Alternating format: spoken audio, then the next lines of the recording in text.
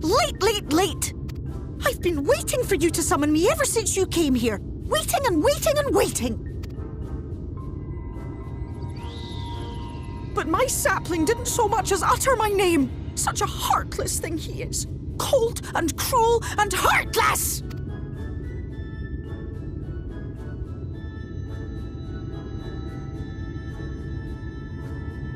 Another self-important little brat. Just what we need. Reminds me of my childhood.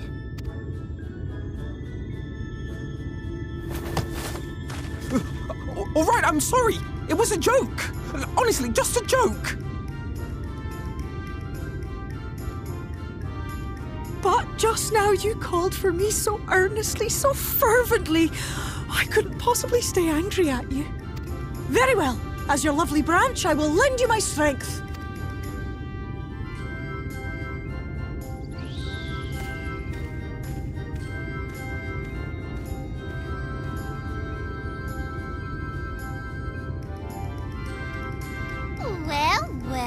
Well. If it isn't fail, the mould feel. It's been too long. Not long enough for you to think of any new games, though, apparently. If I were you, I'd be bored of myself. Now let me make something clear. That mortal is mine. No matter what you do, he will never be yours. Never, never, ever! Oh, not even a bit. But what about the others? Surely we can keep them. No, you can't keep them either. They're for my amusement and mine alone. And if you lay so much as a finger on my sapling, I'll scatter the contents of his bag all over your precious village. There'll be cold, hard metal, furry, festering food, stinky, sweaty small clothes, and all manner of other terrible, unmentionable things. How would you like that,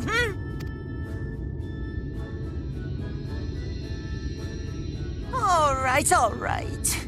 But will you not at least let us play with the twins? Just while the others go and see Urianger? Aye, that's all we ask. It seems we won't be joining you. Aye! We'll reveal the hidden Fernic to you at once.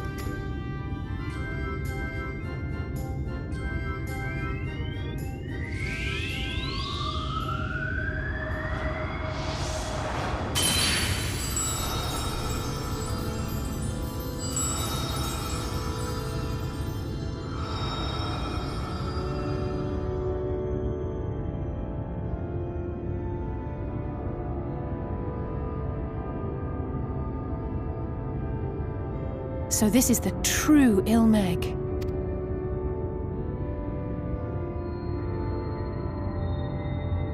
How are you feeling? Better.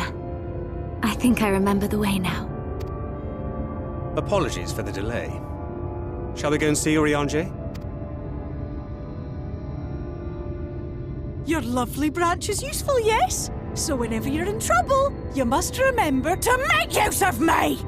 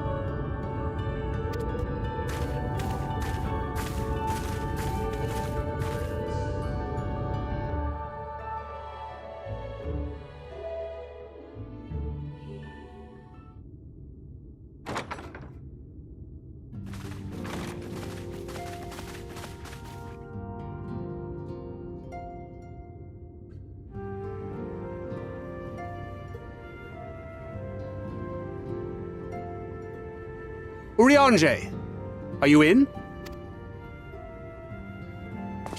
Unto a world weary of heroes, a hero wends his way. The Exarch did send word that thou wouldst seek me out, but ne'er did I imagine thou wouldst arrive so soon.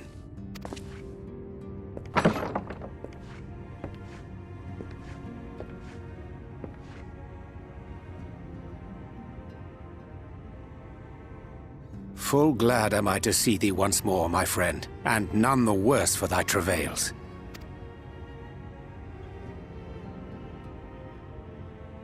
Run along, Minfilia. We will meet you outside. But Another one for you to imbue, if you'd be so kind.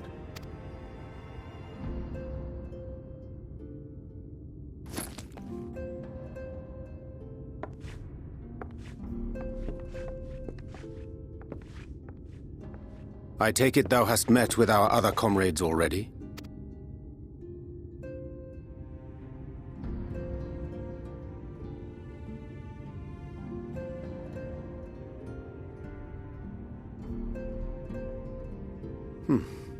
That Master Alphino and Mistress Alize now travel in thy company is of great comfort to me.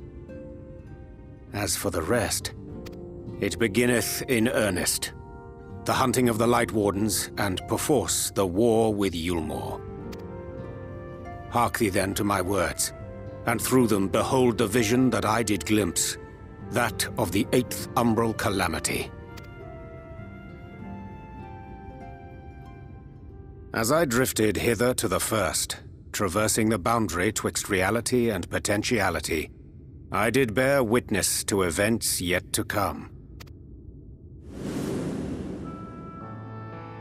There I saw the combined forces of Eorzea and the Far East offering fierce resistance to the legions of Garlemald. So fierce, in fact, that they did begin to push the enemy back. Ilm by painful ilm at first, then Yalm by Yalm, and Malm by Malm in time. Yet the joy they felt was short-lived, for in so doing they did force the Empire's hand. Faced with defeat, the Garleans turned to a weapon most vile: Black Rose. Its potency defied all reckoning. Once released, the gas took on a life of its own, wreaking untold carnage not only in Eorzea, but in the provinces of the Empire besides. From fighters upon the front lines to babes in their beds, none were spared.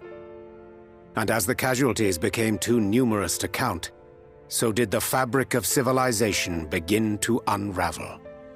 Nor did the land itself escape unscathed. For spreading from the site of its release, Black Rose brought death to the very soil. To survive amidst the chaos and upheaval, men came to live by the sword, the rule of law giving way, inevitably, to the rule of might. Thus was the spark struck and the fire kindled, and swiftly did it spread as a blaze in a field of straw to engulf every corner of the world.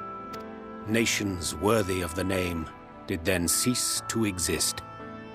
And those souls brave and true who might have risen to restore order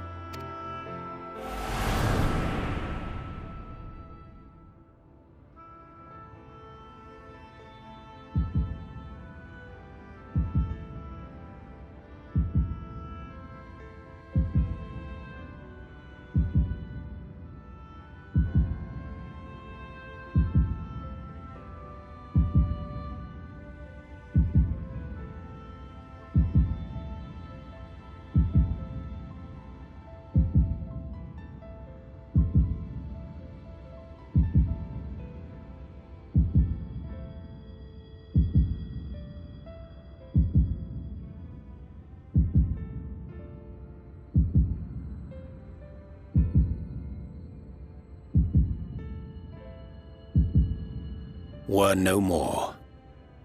For the weapon spared not one, not even thee.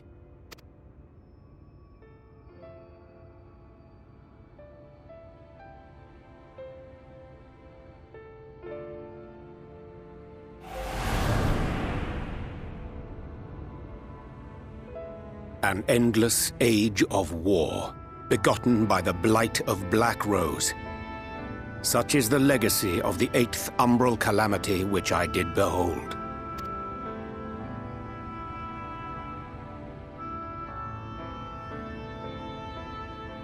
No matter the cost, we must forestall this tragedy. To that end, I have labored during my sojourn in this world, discovering in so doing the answer to a pressing mystery. That of Black Rose's inexplicable potency.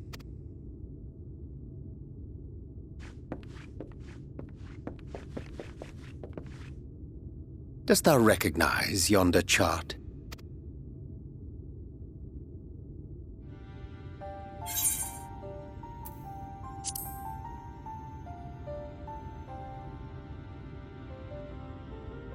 Indeed. 'Tis a rendering of the elemental wheel, such as one might find in classrooms across the source. As the chart maketh plain, our world is composed of 6 elements, in addition to which there exist 2 poles in fundamental opposition. Astral, the active; umbral, the passive. As a reflection of the source, the first naturally compriseth the selfsame forces. Yet, curiously, there is a notable divergence in their nomenclature. To be specific, the denizens of this world employ not the terms astral and umbral.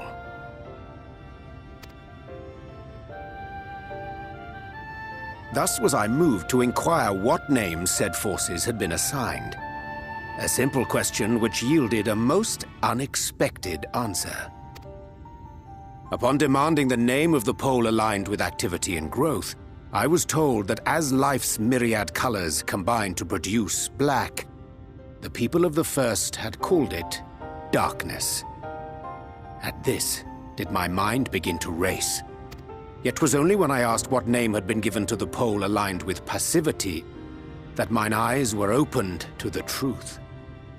Peace and tranquility being as purest white, unmarred by color, I was told it had been given the name of light.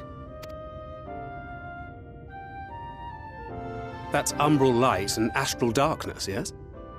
I'm no etherologist, but it strikes me that the nomenclature of the first is rooted in the generation of the 2 forces, while our own appears to focus on their effects. Which makes one wonder, have we had it backwards all this time?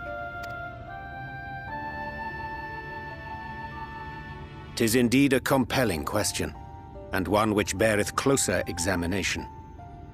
Yet what knowledge we already possess sufficeth to explain the chain of events.